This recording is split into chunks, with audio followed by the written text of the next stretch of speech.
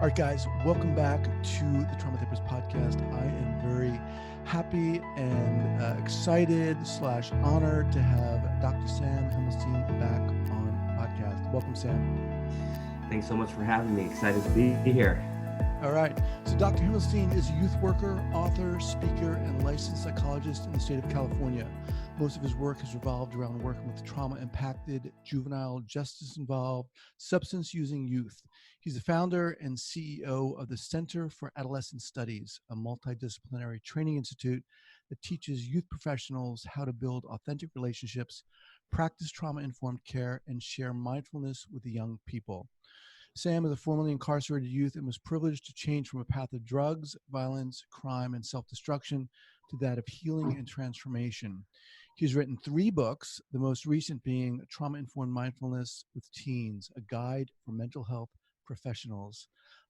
Publishing machine, dude. Welcome. Thanks for having me, man. It's an honor to be man. here.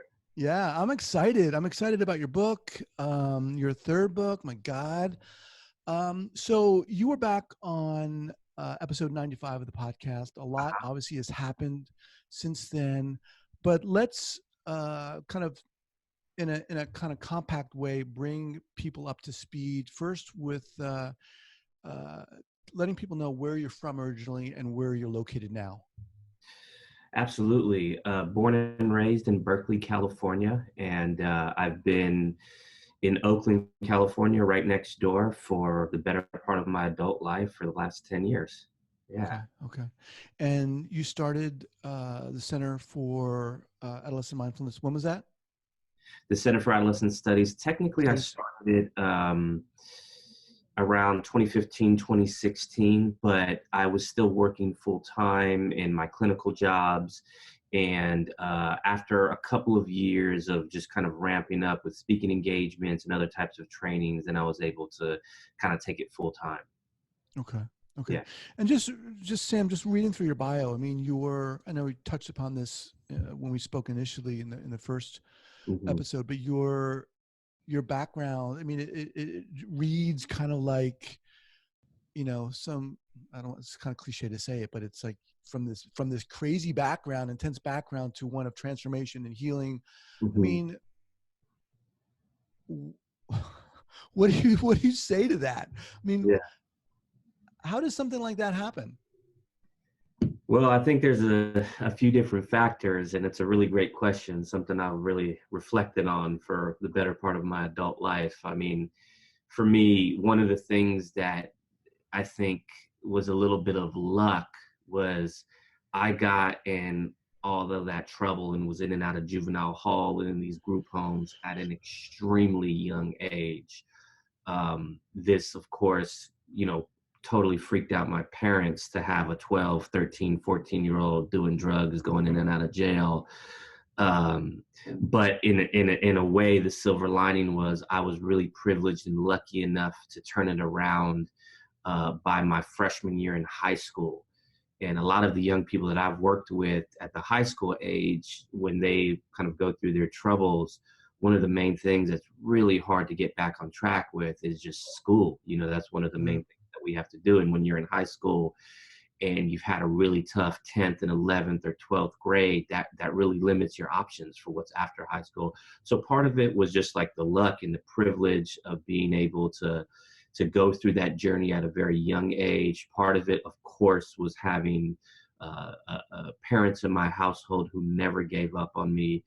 And, the other significant part was the relationships that I was lucky enough to have as I traversed through that, the mentors, the therapists, the teachers and educators who really took an interest in me and wanted to help me better myself. And that ultimately helped me, plant the seeds to be able to start that transformation and go on, finish high school, go to college, go to grad school, and kind of the rest is history from there. Yeah. I mean, all those factors obviously are those like curative healing factors, that protective factors that people point to when, that help people recover from trauma, right? Absolutely. So, okay. So the first book, you wrote the first book, and let's kind of touch just briefly snapshot. Why did you write that one? And let's kind of dive into the second one here. So I'm kind of curious about the arc. Yeah, for sure. That's a great question. So the first book was really, I got into this work of working with incarcerated youth because obviously I was touched by the system and was privileged enough to transform through and get out of that. And I wanted to give back. And so early on in my graduate school studies, I focused all of my energy on working with that population. And I just found that there was really nothing out there. There were no resources. There were some books on like essentially how to work with this population, but nothing that really checked off the box for me on like, how do I actually do this, like clinically, like, Mm-hmm. the kind of the volley of the to and fro of actually how to do therapy with young people, particularly from these trauma impacted backgrounds. And so that was really the impetus to write that first book. My first book, a mindfulness based approach to working with high risk adolescents. It's really one big clinical vignette. And Mm-hmm. so there's a lot of like, the therapist says this, and then the client says that, and the therapist says this.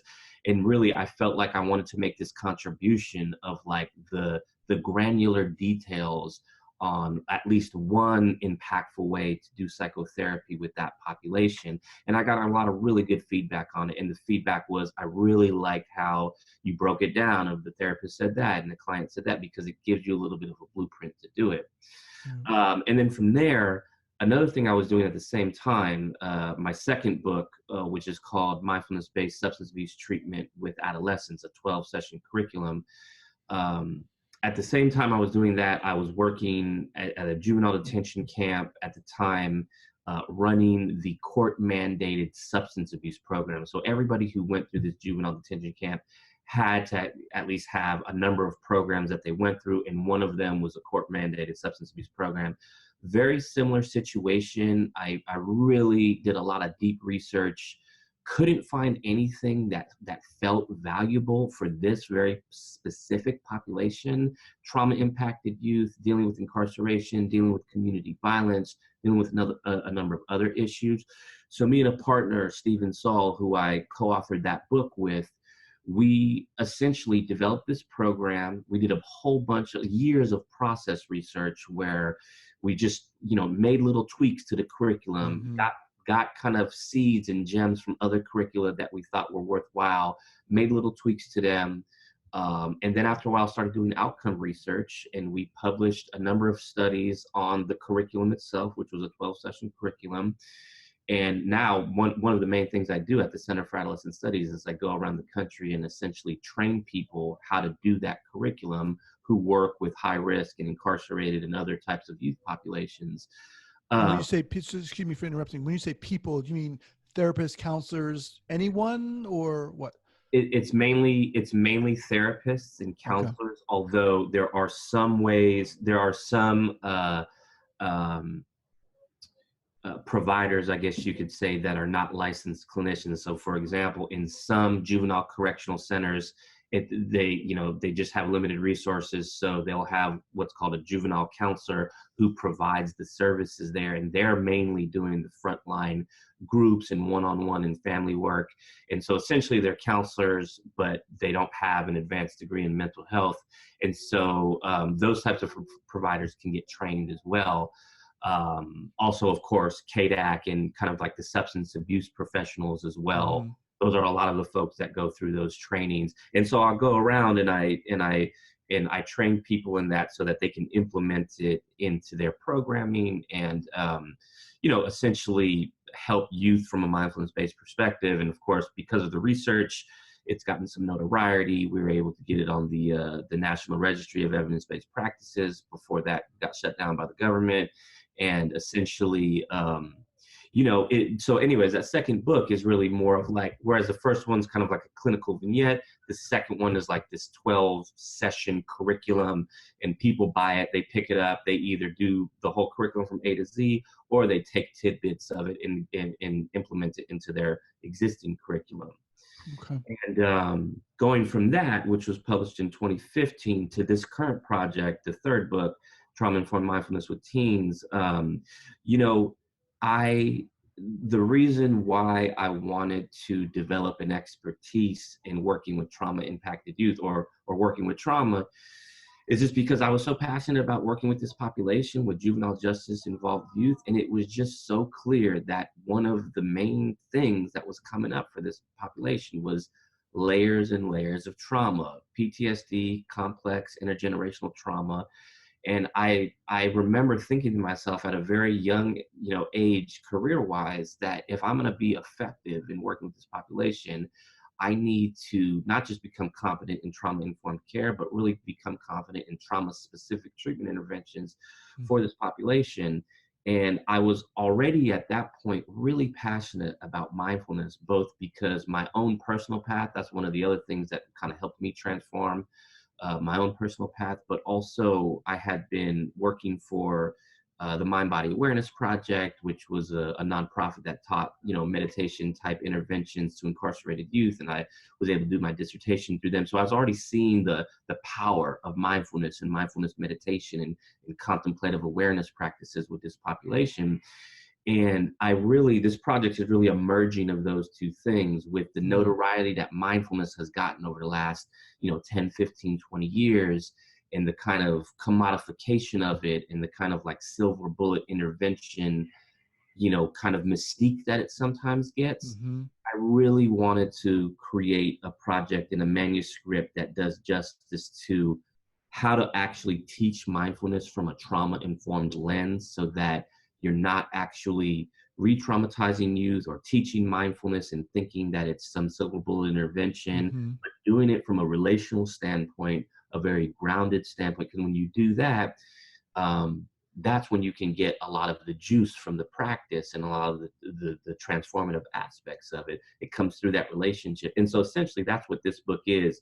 It's closer to the first book in the sense that there's a lot of clinical vignettes in it, but I also have a chapter in there where I talk about some very specific mindfulness curricula and trauma-informed mindfulness curricula as well. Whereas if you're like a clinician or an educator or a substance abuse professional, and you run groups like many people who work with youth do, just for economic reasons, and you're looking for some curricula, there is a chapter in there where I talk about not all of the curricula I use, but kind of some of the 4 or 5 of the main mini modules, as I call them, that you can either incorporate into an individual session, obviously a group session, and even a family session as well. So that's really where the impetus came from, and I'm really happy with how it came out, and I'm just so grateful to be in this field and to have been fortunate enough to build some of these relationships with clients who have let me into their lives, because the clients have been, the medium through which I do this work, and from them transforming, that's transformed me. And it's enabled me to create this book, which hopefully will, impact other clinicians and trauma-informed providers, which ultimately will impact more youth out there.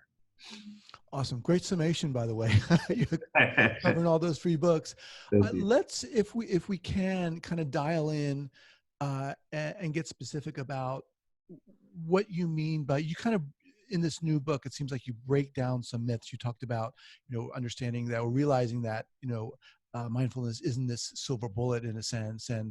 But I want to go there. But before we do, one of the things that, I want to say to our listeners that I really like about you and admire about you is your genuineness that you bring to this work, your openness, your kind of, fearlessness in a sense of saying, this is who I am, and really using that in the work you do with this population. Is that correct? Yes, absolutely. Okay. Why is that important? Why is that important to you? Yeah, the great question. I mean, as probably a lot of your listeners know at this point, and probably many of the speakers, the pioneers that have come on, we know that kind of like base level trauma-informed care means helping develop a sense of safety with the folks that you're working with. And how do you do that? There's many ways to do that. And one of the things, this applies to all people, but particularly with teenagers, with Mm. adolescents going through this transition, is it's to be authentic, to be yourself, and to practice skillful self-disclosure when appropriate. Because what that does is it humanizes me. And when it humanizes me, it makes them trust me a little bit more. And that's what creates that safety and that predictability in the relationship, which then, of course, leads to them being more receptive to mindfulness, to whatever intervention I have to offer. And that leads to better treatment outcome. And then, of course, the thing on top of that is by me doing that, by me uh, allowing myself to practice authenticity, to be fully me. Of course, these are professional contexts, so I'm always a professional, right? But I'm still a human being within that professional context. Um, that helps me continuously align with my purpose, which is, is this my heart work? Is this, am I doing what I feel like my purpose is on this planet?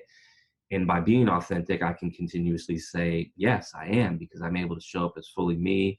I'm able to be that therapist to youth. I'm able to be that educator, that mentor at times, depending on the context.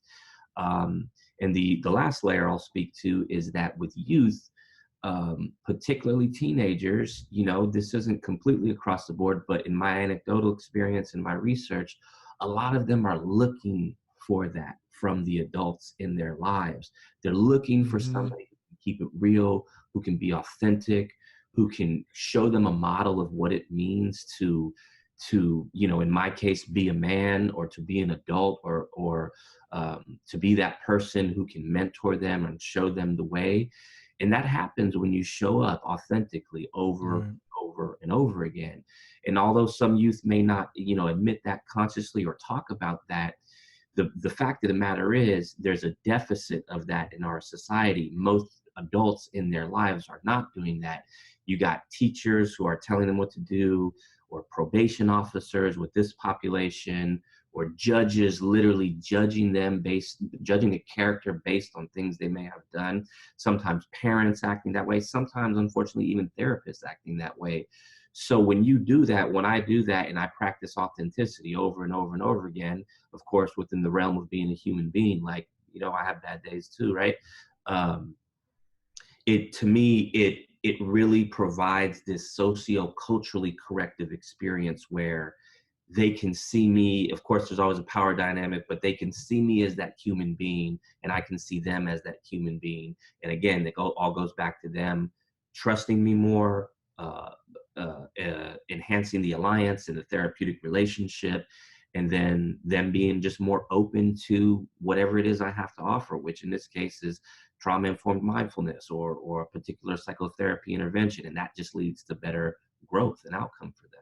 Yeah, yeah, man, I love that, and I love that topic too. I mean, for me, that's the gold, and it's really why I'm doing this podcast. Yeah. So let's bring it back to this, to your new work here, and let's kind of dial in and talk to our listeners about what it looks like to deliver this type of treatment that you're talking about. Obviously, that's a broad question, but share with us, Sam, maybe pull something out from the book or whatnot. One of the things before there's so many things I want to talk to you about.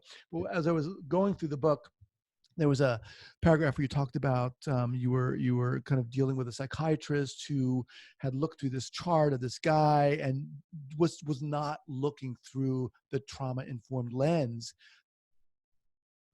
Talk a little bit about that.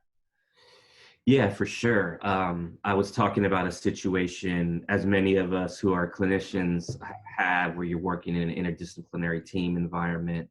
Um, and a psychiatrist essentially had diagnosed this patient I was working with conduct disorder. And, in my opinion, that's a really heavy diagnosis to put on somebody, particularly when you're not doing a full, like, psychosocial history. And in my opinion, in working with this young person, a lot of the manifestations of that conduct disorder, the behavioral outbursts, the violence, the oppositionalness, things like that, really, because I worked with this particular client very closely, to me, my conceptual framework and my kind of case conceptual map, I guess you can say, was that a lot of that was coming from trauma and just the deep violence and deep trauma that this young person had experienced in their lives. Um, and so, there was that tension there where it was like, there was one person on the team just looking at the symptoms in a Mm-hmm. vacuum without contextualizing it. And then there was me trying to look at the real background history of what was going on. And again, and that's one of the things that I think is another, at least on the clinical side for psychologists and marriage and family therapists and social workers and licensed professionals, it's like we are trained to look at the context of what's going on. And if you don't do that, then I would argue you're not looking at it through a trauma-informed lens. Not that Mm-hmm. every symptom comes from trauma. I'm not trying to say that. I'm not trying to make a blanket statement, but particularly with this client, it really felt like it did, based on all my training, based on my work with this young person, based on my research. And, again, I just, in my opinion, I think the diagnosis of conduct disorder just holds a lot of weight to it, because as you know, and probably as a lot of your listeners know, that tends to transform from a person who's under 18, so when they traverse into adulthood, to antisocial personality disorder, which is also a very heavy diagnosis, Right. Right. so not looking at those contextual factors, that's why I wanted to write about that experience in the book. It's like we're caught in these scenarios all the time in these interdisciplinary teams where we may have a difference of opinion and a difference of expertise with somebody we're working with. And what do we do? How do we deal with that? How do I still come at it from a place of integrity and still try to build that relationship with the psychiatrist in that situation to, give them my clinical expertise and so on and so forth, so that we can provide the best care for this young person. That's So, book 4. yeah, exactly. All right. Absolutely. So sorry for that digression there, but Okay. this is great stuff. So let's talk about specifically, pick something out of the book and talk about what it looks like, how you worked with it, etc. Sure. I mean, I think, the thing that I find myself really just saying over and over again in my trainings and public lectures and things like that is that the base of all of this, of youth work in general, I would even contend of psychotherapy and just mentoring and relationships in general, is that therapeutic alliance, that relationship. So I always lean with that first. I'm never like, gonna meet somebody the first time I meet somebody, gonna go in there and push mindfulness on them super hardcore, right? Like, I want to build that relationship. I want to build that sense of rapport, that sense of safety. And then as they get to know me a little bit, sometimes that happens in a session, sometimes that happens in 5 or 10 sessions. It just kind of Mm-hmm. depends. Then that's when I talk about how mindfulness has impacted me, my personal life, and talk with them about how the intervention may impact them. And then based on, and since they trust me, they're a little bit more open to it, right? They take that courageous step. Yeah, I'll practice a mindfulness meditation with you. And then when they do that, there's a chance for them to actually have a direct experience of it, and they can see how it can be helpful to them. And I think the trauma informed part of this is based on their particular set of trauma adaptations and manifestations. That's when I try to figure out, how I'm going to present this in a way that doesn't re-trigger them, that doesn't, shut them down in any way. And for some youth, that may be, as you know, based on how diverse trauma manifestations come up, like for some youth, that may not be doing formal mindfulness meditation. Mm-hmm. That may be doing informal mindfulness activities and helping them build kind of snippets of awareness over time, to the point where in the future, maybe one of our treatment paths or treatment goals is that they can do a formal mindfulness meditation for even just 1, 2, 3 minutes. Or it may be working with somebody who can formally meditate, but they can only meditate for 2 minutes before they start to get really dysregulated, because it brings up memories of trauma, or just for whatever reason they get triggered. It may be pausing on that, working with them to help expand that window of tolerance, so that they can go inward and experience that intersubjective without that huge dysregulated experience. All right. So I think I have an idea of what you're talking about here, but let's get a little more specific. You said, depending on a client's background, you're going to adjust where you're coming from. Let's get specific here. What would that look like? Someone walks in. Yeah. So one of the maybe I can just talk about one of the vignettes from the book. I remember working with this young person in a school-based setting. I was working at a school in Oakland that was we call them like community schools now. A lot of probation youth, just kind of like alternative to, I guess you would say, regular high school. And a lot of folks in that community with a lot of trauma. So anyways, I was working with this young person who had a sexual assault history, unfortunately. And we had a good relationship, we had a good rapport, and this person was open to doing mindfulness and things like that because she trusted me, like I said. But one of the things that was very difficult was anytime this person would close their eyes, they would get triggered. And so rather than trying to force what I like to call like meditation logistics on this person, like, this is how we meditate. We need to sit up straight. We need to close our eyes, right? Because that only leads to further impact and at best, and dysregulation and re-triggering of trauma at worst, right?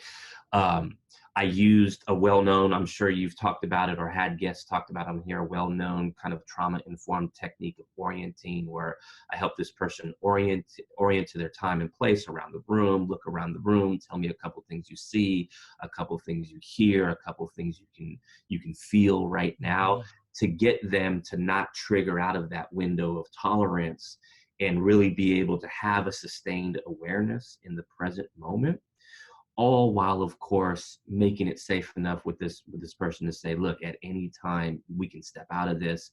This is about me and you right now. This technique, this is something we can do or we cannot do, and making it safe for them to come out of it, which I talk about in the book.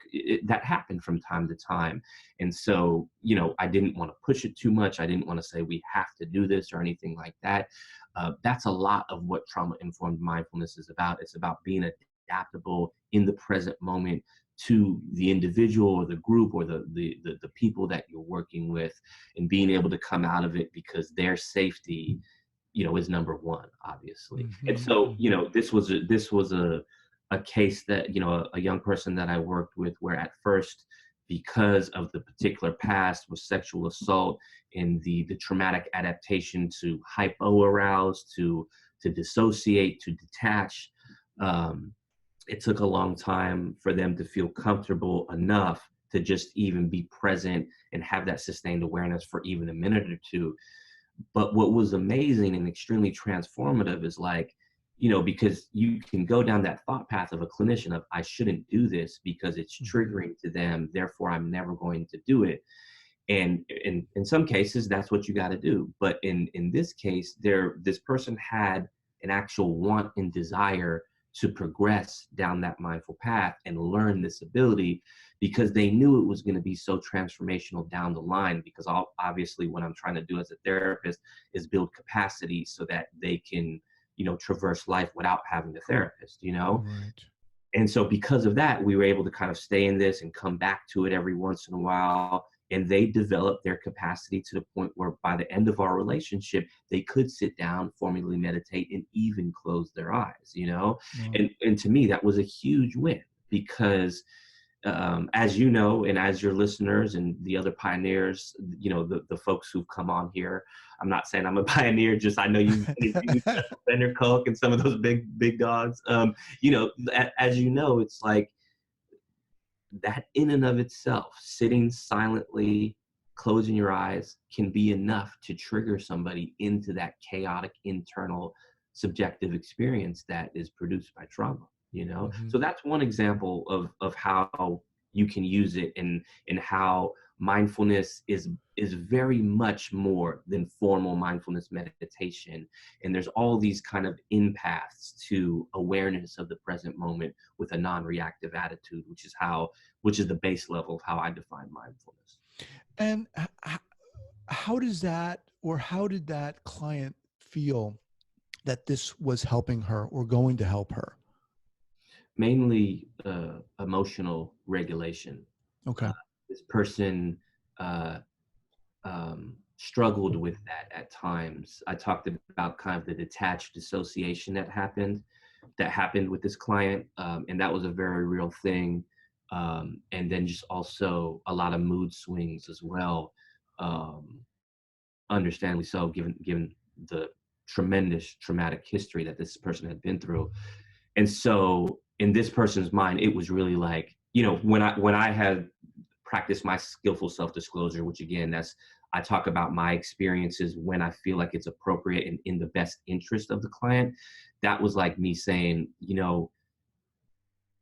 I'm not trying to force this on you or anything like that, but I gotta just tell you, for me, this is how this practice has like completely transformed my life. And I don't know if it'll do the same thing for you, but it might. And that's when Hmm. that person was like, you know what? Maybe because of these mood swings and this sometimes how I just completely zone out and basically said dissociated without saying that exact term, that was like the in path of intention and motivation to do it, Mm. to at least try it out. What I really love as I'm listening to you talk is, and everything that's coming out of your mouth is, there's so many layers to Mhm, everything. mhm. You're talking about building a relationship. Well, that in and of itself is a book, and being authentic, and that in and of itself has so many so much richness to it, that we can talk more and more about each of those things, and having the wherewithal to understand, well, as you're working with this client as a clinician in the room, having the wherewithal to say, this might be too triggering, or that might be too triggering. Let me modulate and adapt and suggest this or not suggest that. That in and of itself is pretty heavy too. I mean, that takes some weight and some work and some experience also. So what you're saying, I guess what I'm trying to say here is, I think what you're doing, Sam, it has so much richness to it, and so many of my listeners, I know this, can benefit from what you have to say and what you have to offer to everybody. So I think it's Cool. awesome. Thanks, man. I really appreciate that. Yeah. Um, so let me just remind everyone that I'm speaking with Dr. Himelstein. He is the CEO of the Center for Adolescent Studies. His new book, out by Norton, is Trauma-Informed Mindfulness with Teens, a Guide for Mental Health Professionals. We'll have this linked up at the show notes here at the traumatherapistpodcast.com. All right. So what's your hope for this book? Yeah, that's a great question. Um, it, I would really love for this to, I mean, I think the purpose is to serve ultimately young people, but through the medium of the professionals that work with them, to help, um, what's the word I'm looking for? I guess to help share the transformative practice of mindfulness and really self-awareness generally, but to do it in a trauma-informed, trauma-sensitive, culturally humble way, relationship-oriented way, Mhm. so that there's more than just, it's much more than just this technique. It's this relationship. It's this way of being. It's this way of looking inward and aligning with and realizing that human beingness and that human becomingness that every individual is going through. So I envision that mentor, that educator, especially those mental health professionals, those therapists, working with your teenage and young adult clients, doing that, really realizing that relationship and realizing the transformative practice of mindfulness, because I know how powerful it can be, but from my own personal experience and from the clients that I've worked with over my career. Awesome. Awesome. All right. So, Sam, what's the best way for people to get in contact with you? Best way to get in contact is just through the website. Either if you go to centerforadolescentstudies.com, there's a bunch of email captures or forms you could submit. Also, email is great. Sam at centerforadolescentstudies.com is probably the best direct way to get in touch with me. Okay. I'll have those links up again as a show notes page. And obviously we'll have your books linked up, but in terms of other go-to book recommendations, something that, whether trauma related or not, what would you Yeah. recommend? Yeah, no, I have two really good books that I love to recommend. The first is more towards those providers who do work with trauma impacted youth. One of my all-time favorites, I know you've interviewed him, The Boy Who Was Raised as a Dog, Oh yeah. I think is one of the best books out there on childhood trauma. Like I really, it's one of the reasons why I really love it is it's very easy to read. Yeah. Uh, it's just kind of presented in plain English. And I just think Bruce Perry is one of those pioneers who um, does, I'm aligned very much what's in my book is aligned with his way of thinking and practicing. So that's one of them. And no matter who you work with, even if you work with adults, I think that's really good, but especially if you work with young people. The other book, which I just really love, and it has to do with trauma, but really can just traverse against many age ranges and professions, is Trauma Stewardship. And Mm. the thing that I love about Trauma Stewardship is she has this concept in there that she talks about called trauma mastery. And it's about how people, when they go through things, they sometimes inevitably come back to that and master it in a way that gives them more life purpose. Like, for example, with me, um, being a troubled adolescent, going through the juvenile justice system, and then ultimately coming back and mastering that narrative in my life by giving back to it, by becoming a professional in it. And what I love about that concept is it gives you the ability to contemplate, like, why am I doing what I do? Why am I doing what I'm doing? Why am I in this profession? Why am I Mm-hmm. working with this particular population? Am I in some way healing a narrative or healing an experience that came from my past? And if the answer is yes, you have the opportunity to do that and kind of make yourself whole again, which leads to deeper meaning, deeper life purpose, which obviously leads to being happier, to showing up as your full best self in the work that you, Right. which means those people you work with get your full best self and benefit even more, So I love that book. Yeah. And I just think I think it's a great self-care book no matter what, but particularly for people who see trauma or work with trauma professionally. Awesome. So once again, that's The Boy Who Was Raised as a Dog by Bruce Perry and Trauma Stewardship by Laura Vandernoot Lipsky, both previous guests on this podcast. So, all right, Sam, man, thanks so much for coming on again. Dude, you're doing it.